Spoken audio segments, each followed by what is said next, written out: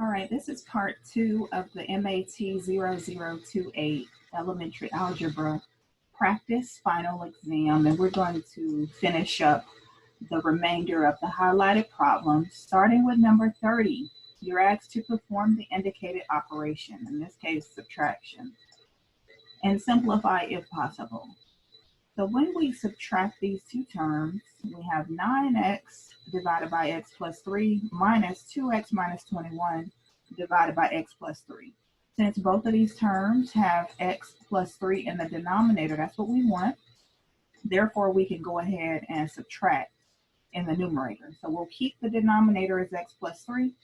We'll subtract the terms in the numerator. So 9x minus, and remember this minus has to be distributed.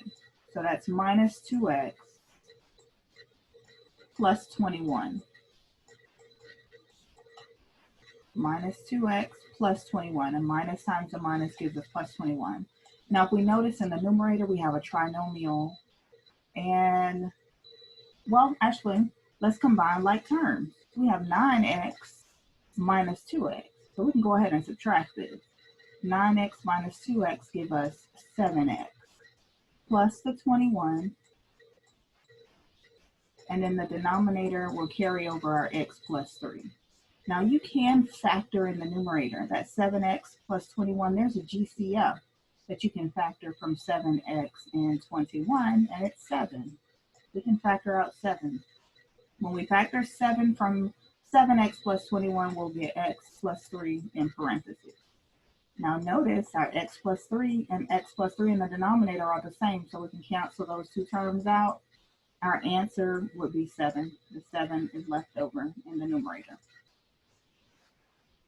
For number 31, we're adding or subtracting as indicated. We have 2 square root 5 plus 9 square root 5 minus 2 square root 5 minus 9.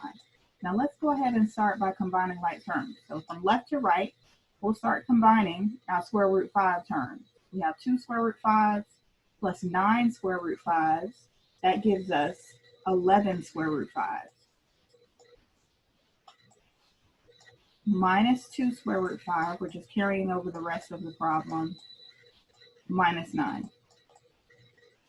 And then we can go ahead and combine 11 square root 5 minus 2 square root 5. That gives us 9, let me rewrite that, 9 square root 5 minus 9.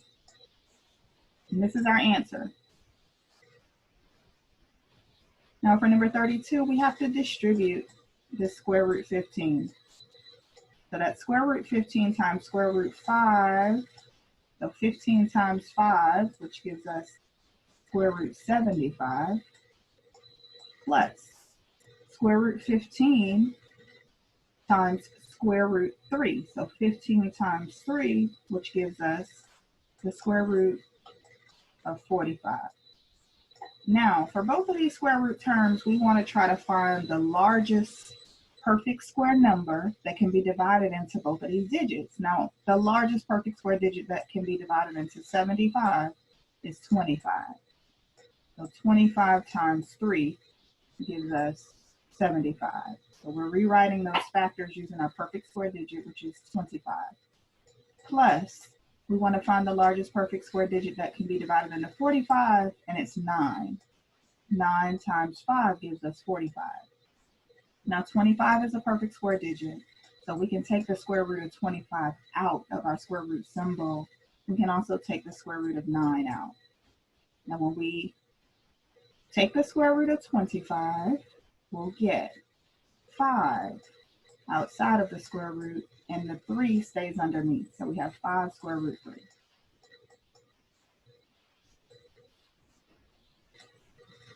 That's 5 square root 3. Plus, the square root of 9 is 3. So we remove the 3 from underneath the square root, and we keep the square root 5 underneath.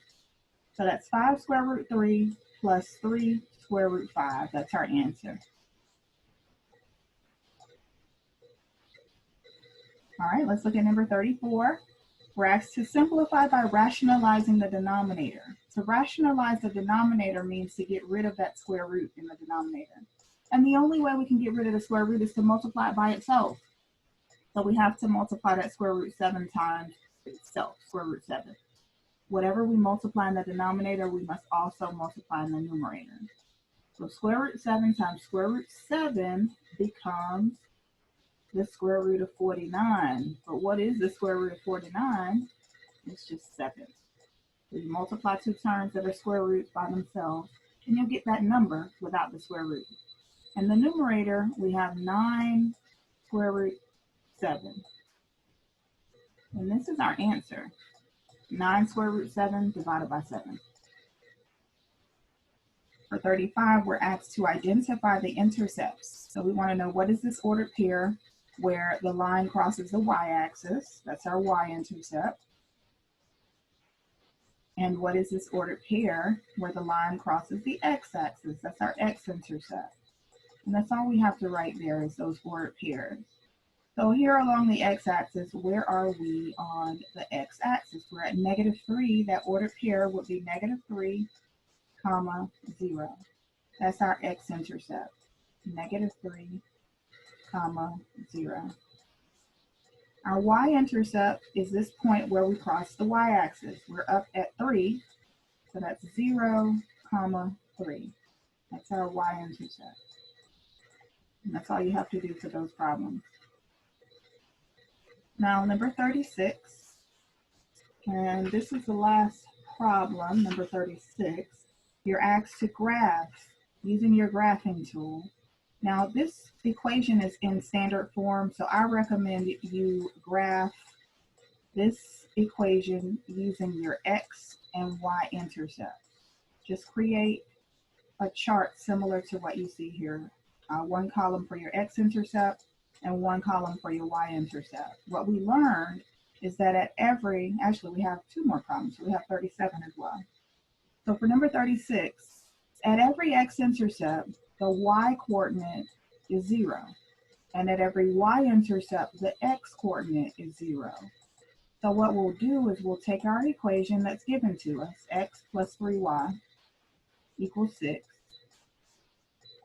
I'm just going to write the equation for both columns, x plus 3y equals 6. And now to get our x-intercept, where y is, we're going to substitute 0. That leaves us with x plus 3 times 0 equals 6. And 3 times 0 is just 0. So x, carry down your x, equals 6. So here's our x coordinate. Remember the y coordinate was 0, so that ordered pair would be 6, 0. So over on your coordinate plane, we're going to plot this point. On the x-axis, we'll go to 6. Right here at 6, 0, that's that ordered pair, 6, 0. Now let's find our y-intercept, where the x-coordinate is in our equation. We're going to substitute 0. That becomes 0 plus 3y equals 6. We would solve for y by dividing both sides of the equation by 3. So y equals 6 divided by 3, or 2. That's our y-coordinate. And our ordered pair, remember 0 was x for x. Our y-coordinate we just found was 2. And this is the ordered pair we're going to plot, 0, 2. And then to graph this line, we would connect those 2 points.